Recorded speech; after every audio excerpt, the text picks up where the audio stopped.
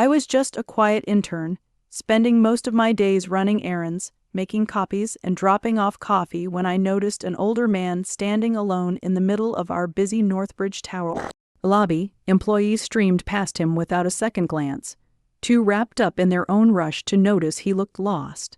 The receptionist, Lily Hartman, tried her best to assist him, but I could see from a distance that she wasn't understanding anything he was trying to say. Then I caught the subtle motion of his hands, the careful shapes, the tension in his expression. He wasn't confused. He was signing, desperately trying to communicate. My heart thudded as I stepped forward and signed a gentle, "Hello, can I help you?" His entire face softened. Relief washed over his eyes like sunlight breaking through clouds. What I didn't know was that up on the glass-paneled mezzanine, Marcus Elwood, the CEO of Northbridge Dynamics, was watching the whole interaction unfold. Before we go deeper into what happened next, let me ask you something. Have you ever learned a skill just to support someone you care about? Maybe you mastered a recipe they love, repaired something important to them, or even picked up a new language just to connect? If you have, feel free to share your story. Now, let me take you back to that Monday morning that quietly reshaped the direction of my life. My name is Sarah Hanley, and when I joined Northbridge Dynamics at age 24, I carried a mix of hope and quiet anxiety. Officially, I was a junior communications intern. Realistically, my job required no voice, no initiative, just silent efficiency. I spent my hours refilling supply cabinets, delivering drinks to people who barely noticed me, and typing notes at meetings where I never dared raise my hand. To most people at Northbridge, I blended into the background, useful, present, but practically invisible. It hadn't always been like this. In high school, I was the girl who loved attention, joined theater, and cracked jokes loud enough for the entire cafeteria to hear. Teachers called me bold, lively, fearless, but 4 years of college chipped away at that confidence. Failed exams, rejected internship applications, advisors quietly hinting I might not be cut out for communications. All of it felt like stones piled on my shoulders. By graduation, the bright, self-assured version of me existed only in memories. I became careful, quiet, scared to speak in case I proved everyone right. Northbridge Dynamics was supposed to be my fresh start. Instead, it became another place where my voice disappeared. While other interns confidently discussed marketing strategies, I avoided crowded elevators and the chatter-filled break room. I preferred stairwells, quiet corners where no one expected anything from me. "Sarah, can you take care of this?" My supervisor, Monica Hale, would ask, handing me paperwork or pointing to a closet waiting to be organized. Of course, I would mutter, grateful that the tasks required nothing but silence. But while work felt gray and muted, life at home was vibrant because of one person, my little brother, Noah. At just 9, he carried more strength than I could ever claim. Noah had been born deaf, something that terrified our parents at first. They struggled to adapt, often unsure how to communicate with him or what his future would look like. For me, though, helping him became my mission. I threw myself into learning sign language, first with clumsy finger spelling, then late night online classes, then weekend courses at a local community center where I was always the youngest in the room. Every new sign felt like stepping closer to him, and that skill, the one I learned for no, was exactly what brought me to that moment in the lobby. One evening, while Noah and I were curled up on the couch, he tapped my arm and signed slowly, "I love you, Sarah." His small hands moved with such determination that my throat tightened. I nearly cried, not just because of the words, but because of what they meant. He trusted me. He knew I understood him. He wasn't alone in a world that often overlooked him. From that moment on, sign language became the skill I cherished most, the one thing that felt truly mine. But at Northbridge Dynamics, it felt like a skill with no place. Surrounded by strategists, analysts, and creative directors, my ability to sign felt like a beautiful talent trapped in the wrong environment. Like knowing how to play a grand piano in a building full of electric car engines. Sometimes, when no one was paying attention, I practiced under my desk, my fingers shaping quiet letters while my coworkers hammered away at keyboards around me. I kept telling myself it didn't matter, that ASL belonged to my personal life, not my career. But somewhere deep inside, it hurt to think that something so meaningful could seem irrelevant to everyone else. Once the receptionist, Lily Hartman, caught me absent, mindedly moving my hands, practicing a magic trick or something. She joked lightly. "Not really," I murmured, quickly lowering my hands into my lap. I couldn't bring myself to explain. I didn't want questions, I didn't want pity, and I definitely didn't want attention. But inside I thought of no. The one person who made that language feel like a superpower. Every day at Northbridge was a balancing act. Do the tasks stay invisible, don't draw attention, but every evening at home, Noah reminded me why I mattered. He'd race to me after school, tug at my sleeve, and sign animated stories about his day. We'd laugh, share secrets, and talk in the language that belonged just to us. Those were the moments when I didn't feel small. I felt strong. Still, I never imagined that ASL would have any value in the polished corporate world I worked in. It felt like a private treasure, something meaningful only within the walls of my home. But I was wrong. Because on one ordinary Tuesday morning in 2022, right in the middle of the bustling lobby of Northbridge Dynamics, everything changed. That Tuesday started out like any other. October had settled over Riverton, Canada, crisp and cool, and the lobby buzzed with the hurried energy of deadlines and back-to-back meetings. Phones rang constantly. People rushed past with tablets tucked under their arms, their footsteps echoing across the polished stone floor. I was stationed near the front desk, helping assemble briefing packets for a client visit later that afternoon. It was supposed to be another uneventful morning, one where I blended quietly into the background, until I saw him. The elderly gentleman stood just inside the main entrance, tall and dignified, wearing a perfectly tailored charcoal suit that suggested old wealth and impeccable manners. His silver hair was neatly styled, and he carried himself with an air of quiet authority. But despite his composed appearance, there was tension in his expression. He hovered near the reception area, his lips moving silently, his hands shaping deliberate motions that everyone around him seemed too busy to notice. Then I saw it, the clear, purposeful gestures of his fingers, the strained effort in his face. He was signing. He was trying hard, so hard, to be understood, and no one saw it but me. At the front desk, Lily Hartman, our head receptionist, looked overwhelmed.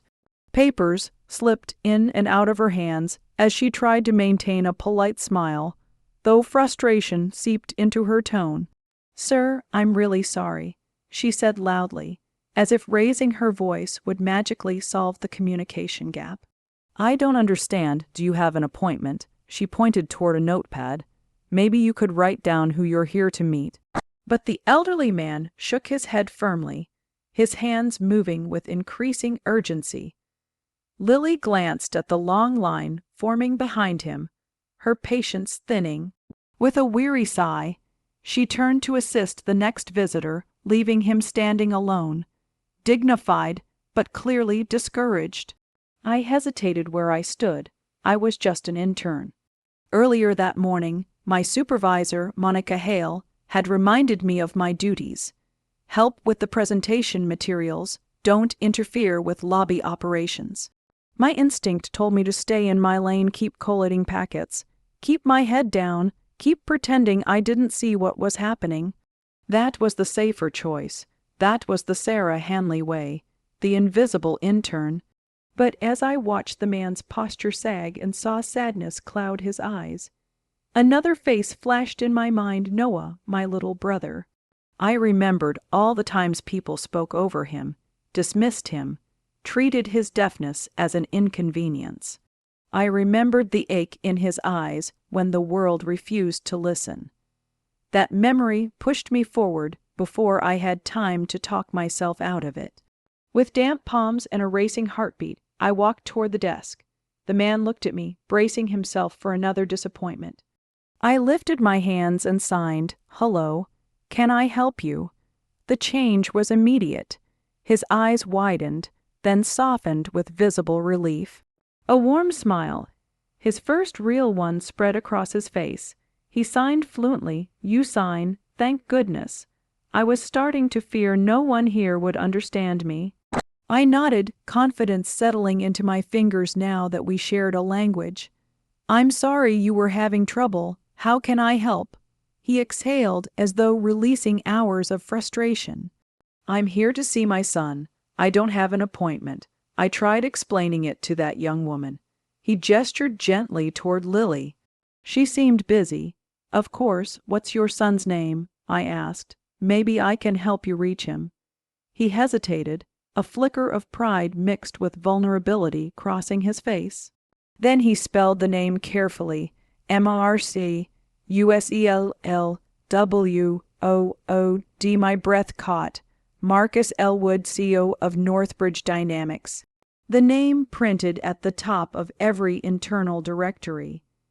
The man whose office took up half the top floor. The man whose presence anywhere outside the executive level sent ripples of panic through the staff. And this elegant, soft-spoken man standing in front of me was his father. "You're Mr. Elwood's father?" I asked, trying not to sound shocked. He nodded. "Yes, I know he's very busy, but I was nearby and hoped to see him. I didn't want to cause trouble." His expression softened into something wistful, something that made my chest tighten. This wasn't just a visitor. This was a father hoping to see his son, and from the look in his eyes, he didn't feel entirely welcome in that world. I thought again of what it meant when someone took the time to understand him. "You're not a bother," I assured him gently. "Please have a seat. Let me see what I can do." I guided him to a chair in the lobby where he could still see me. He nodded gratefully as he sat. Then came the hard part. I approached the reception phone and dialed the executive extension. My hands trembled. "Office of Mr. Elwood. This is Patricia Langford." My stomach twisted. Patricia was known for guarding access to the CEO like a fortress. "Hi, Patricia.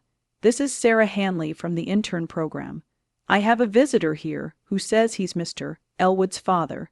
He'd like to see him, if possible." Silence.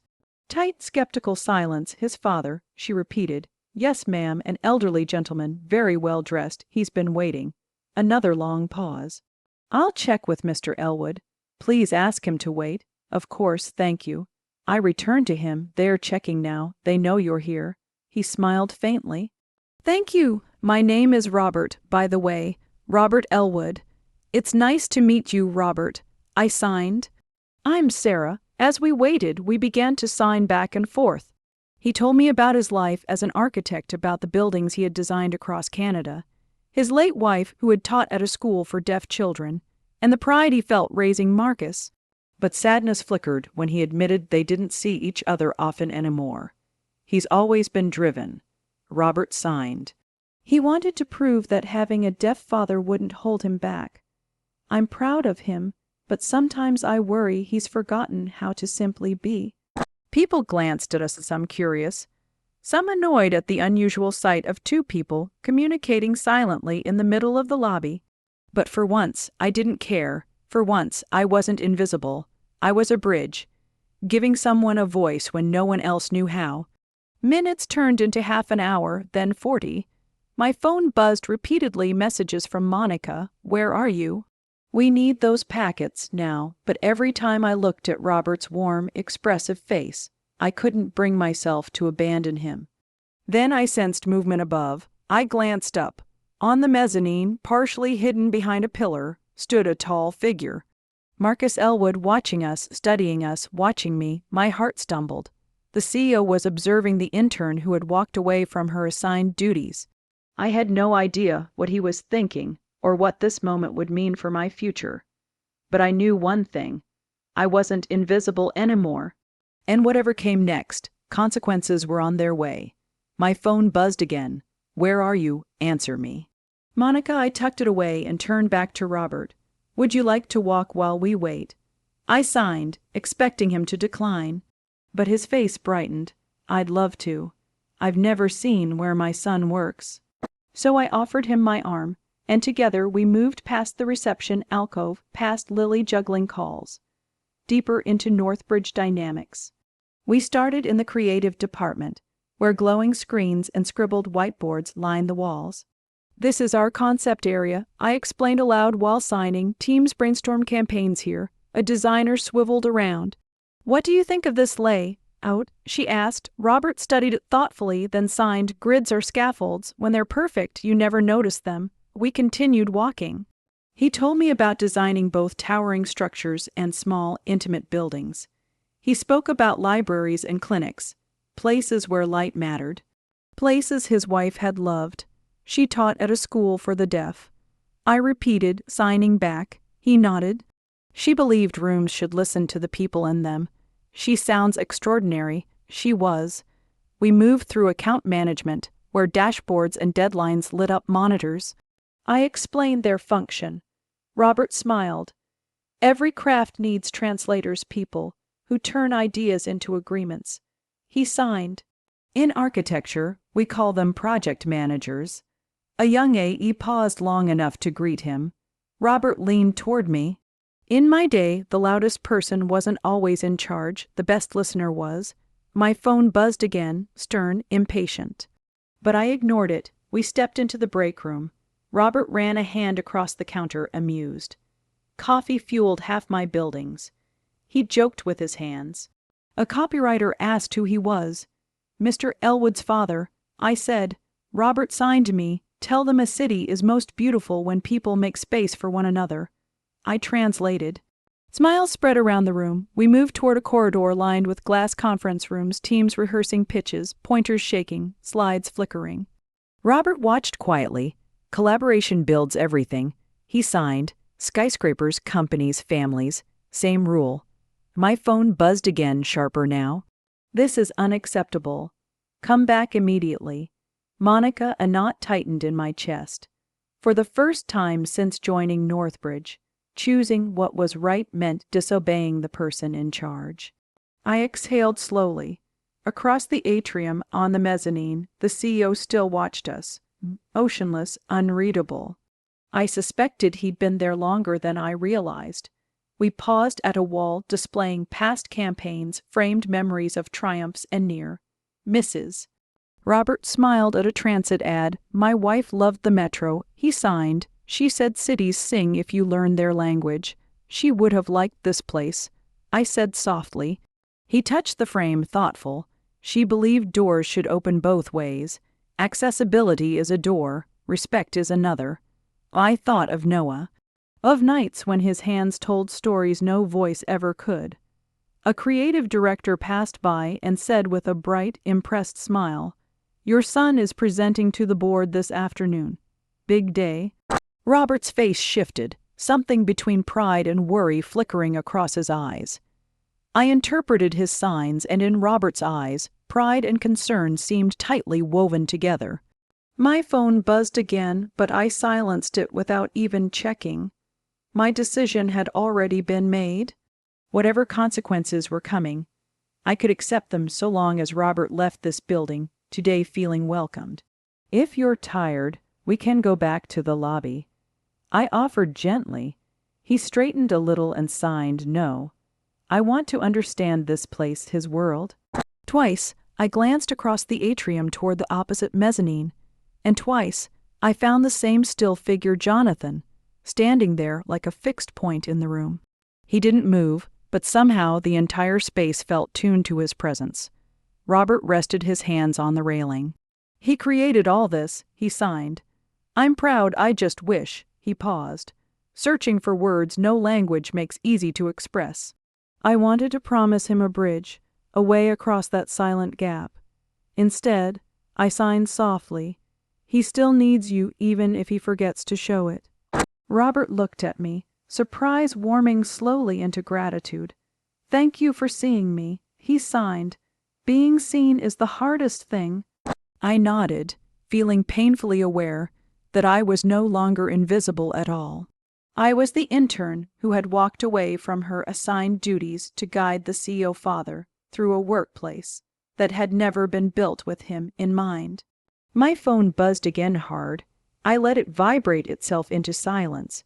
When I glanced up at the mezzanine one last time, Jonathan Alden finally stepped out of the shadows.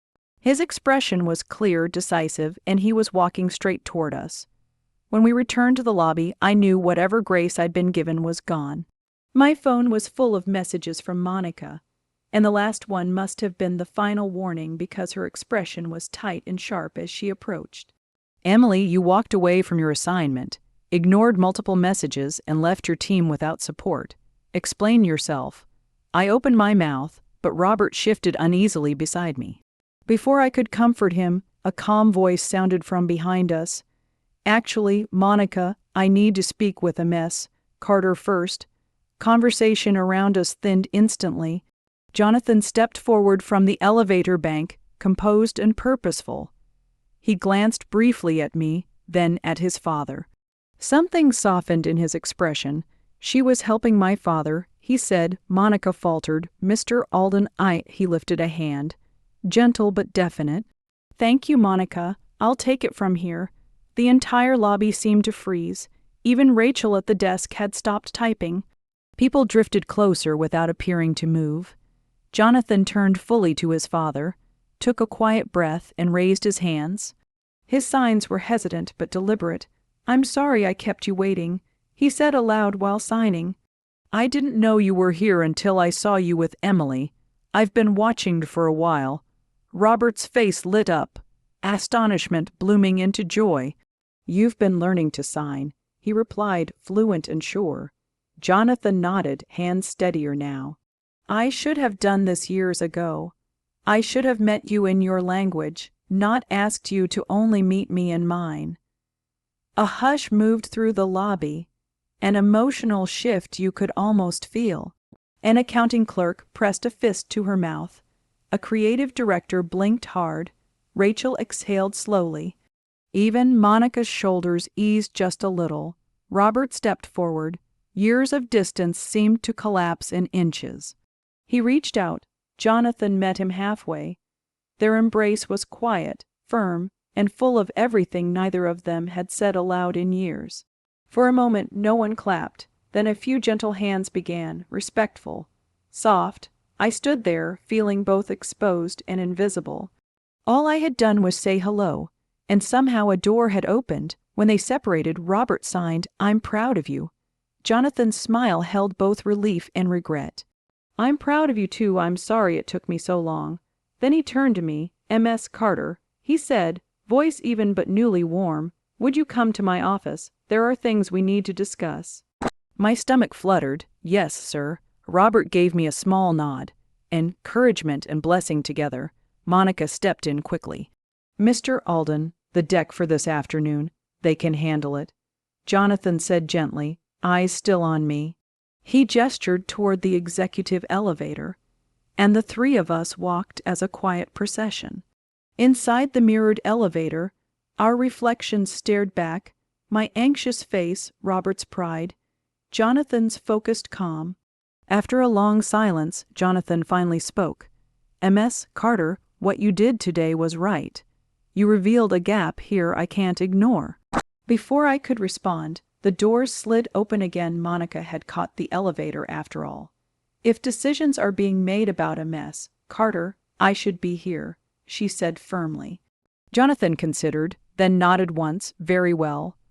The doors closed again, sealing the four of us inside as the elevator climbed. The future tilted under my feet. And when Jonathan finally spoke again, his next sentence shifted everything so much that I realized I might not be prepared for what he was about to ask me to become. An intern, a father, and a CEO, each connected now by something far deeper than their roles or responsibilities. Jonathan looked at me once more before the elevator doors slid shut. "Emily," he said softly, "thank you for recognizing what truly matters." At the time, I had no idea how far the effects of that one choice would reach, or how much more would eventually be asked of me. 6 months had passed since that life-altering afternoon in Michael Hartwell's office, and what unfolded afterward reshaped the company from the inside out. As the newly appointed Director of Accessibility and Inclusion, Catherine Carter wasted no time turning good intentions into practical change. She carried out a full-scale audit at everything from the architecture to the software systems, unearthing barriers that had existed simply because no one had bothered to notice them. Her first reform seemed small but changed everything. A building-wide visual alarm system. Bright red LED strobes were wired to fire alarms, door buzzers, and emergency alerts, so that no one, no matter their hearing ability, would ever be left out again. Some employees jumped the first few days, but within a week it had become part of the environment. Then came the next shift. Catherine hired ASL interpreters for major meetings, quarterly reviews, and company-wide events.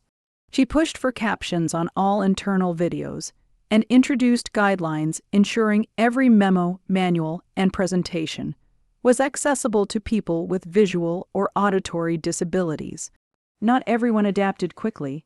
There were whispers, subtle eye rolls in elevators, and mutterings about fixing what wasn't broken. But Catherine recognized resistance when she saw it, and she knew that steady, clear persistence would outlast it.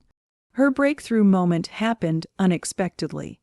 She walked into the break room one afternoon to find Margaret Graves, her former supervisor, the same woman who had once reprimanded her sitting alone, practicing signs on an ASL learning app. Margaret flushed when she looked up. "I figured it was time to stop pretending I already knew everything," she said quietly. Catherine smiled and signed, "Thank you." That was the spark. Soon departments were hosting optional ASL lunch sessions. HR added inclusion modules to new, higher training. What had begun as Catherine's personal mission was slowly becoming the company's culture. But she didn't stop inside the walls of Meridian. She collaborated with the marketing team to rework public campaigns, not just with inclusive language, but inclusive representation. She pushed developers to ensure every website met accessibility standards, because it wasn't just legal, it was ethical. Under her leadership, the company launched a quarterly Empathy and Access newsletter. One moving submission came from a longtime client who'd stopped attending conferences due to hearing loss. Catherine's new protocols, captioning, interpreters, real-time transcripts brought him back for the first time in years. His email afterward had only 3 words: "I felt seen." Michael forwarded it to Catherine with nothing but a smiley face. Then, in the 6th month, Meridian received surprising news. They had been nominated for the National Inclusion and Innovation Award, a major honor given to organizations actively designing inclusive cultures. Michael nominated Catherine to represent the company at the ceremony. She wore a simple black dress and her brother Danny's hand-made blue pendant. The event in Washington, D.C. was grand, filled with executives, advocates, and officials. When Meridian's name was announced as the winner, the applause was thunderous. On stage, with an ASL interpreter beside her, Catherine addressed the crowd. "This award doesn't belong to one person. It belongs to every receptionist who learned to sign good morning, every intern who asked how to help, every team who rewrote their slides so they could be understood by everyone. Accessibility isn't charity, it's dignity." She touched the pendant and smiled. "The most important skill any of us can learn isn't design or strategy. It's seeing the humanity in every person." Afterward, a journalist asked her about her future plans. Catherine smiled. "This is only the beginning." But even as applause echoed around the ballroom, Michael stepped away to answer a call, his expression tightening. Something was wrong. Something neither of them could have seen coming, and just like that, a new chapter began. 6 more months passed after the awards ceremony, and the shift inside Meridian had become permanent. Every department, from marketing to the executive wing, buzzed with a new sense of unity. People signed greetings by the coffee machine. Memos came with visual translations. Flashing light alarms blinked beside their audio counterparts. Universal design became a baseline, not a bonus. But the biggest change was cultural. Empathy had become Meridian's true currency. Every Thursday at 11:45 a.m., Robert Alden arrived for lunch, no longer the quiet old man, but Robert, retired architect, father of the CEO, a man who remembered names. He and Michael now signed fluently together, often joined by Catherine. Once, Catherine glimpsed them through the glass wall, laughing. Michael's hands moved rapidly. Robert smiled in a way that stayed with her long after. Danny had become a frequent visitor, too. At first, he stuck close to her side. But after seeing employees signing hello, his confidence grew. Soon he explored freely with a notepad, sketching buildings and showing them proudly to anyone interested. One day, while waiting for the elevator, he tugged her sleeve and signed, "Do you think I could work here someday?" Catherine knelt and signed back, "If you want to, then yes. This place sees people like you." Her eyes welled, realizing the truth of it. She had helped create a world where her brother, and others like him, could belong. She wasn't a superhero, but she had become something just as powerful, someone who made space for others to be seen. Sometimes, she told Michael, you don't need a cape. You just need to look someone in the eyes and show them they matter. As the video ends, we want to hear from you. Have you ever witnessed someone overlooked until a single person chose to act? Do you believe small actions can change lives? Share your thoughts in the comments, and if this story touched you, don't forget to like, subscribe, and hit the bell so you don't miss what's coming next.